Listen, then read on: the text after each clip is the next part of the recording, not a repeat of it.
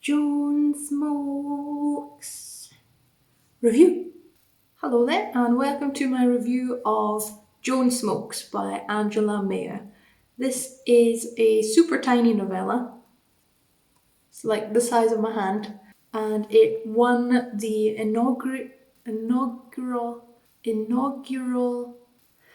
novella competition from Miss Lexia magazine. And Miss Lexia magazine is a writing magazine specifically for women, written by women, edited by women, and they publish people's short stories and poems. They offer advice on your work if you ask for it. They give tips, advice. Did I say advice? News. They offer grants. They give information about the current publishing landscape, and they cover a whole heap of stuff. And if anyone from Miss Lexia magazine is watching, I just submitted a short story of my own to one of your open competitions. Anyway, this novella is about a woman who used to be someone else. It's set in the 60s in Las Vegas, and we don't know why she's there. And we're never told anything. We very slowly get hints about her background and where she's come from, but they're essentially just little tiny jigsaw puzzle pieces. Jigsaw piece puzzles. Jigsaw pieces. They're just tiny jigsaw pieces, and we have to figure out how they slot together. We're never quite given the full picture. The novella is actually quite heavy subject matter, but by the way it's told and the writing style, it's actually really light and really beautiful to read.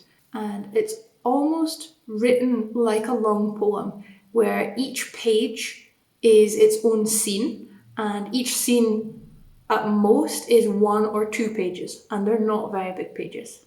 So for example, this is quite a typical spread, where here, this is one scene where she's buying a car, and then this is one other whole scene. She's getting her hair cut.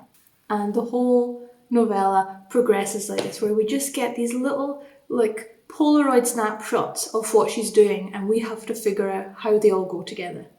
The language is really pared back, and we almost feel emotionally removed from Joan as a character, to the point where she almost doesn't feel real to me, which is pretty much the point, really.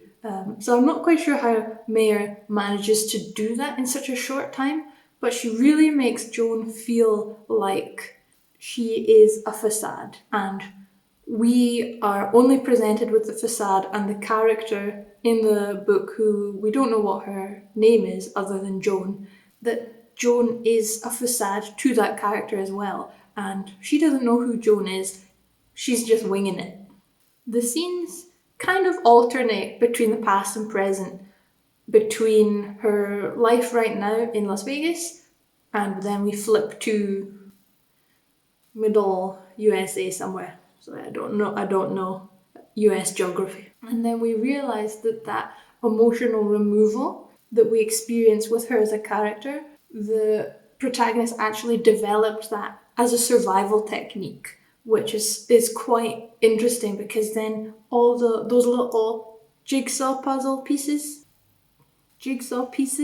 that Meyer feeds you, suddenly the ones that didn't seem relevant suddenly click together, and everything starts to make a discernible picture. But the scenes are so short, and each one is straight to the point, straight to the emotional heartbreak or the whatever it is.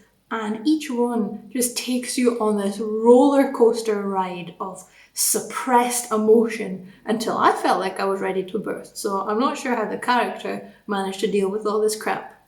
Probably my favourite moment in the novella was right at the beginning on page 4, where we got the title reveal. Which I love a title reveal in a book. It's so satisfying. And we almost like we're just seeing a view into her handbag where she has a notebook that has a list of names, just random names. Some of them seem to be inspired by famous people of the day, and at the bottom of the list there's the name Joan West. And then the scene ends. That's the end of the page. And then the next page, the first sentence is Joan Smokes.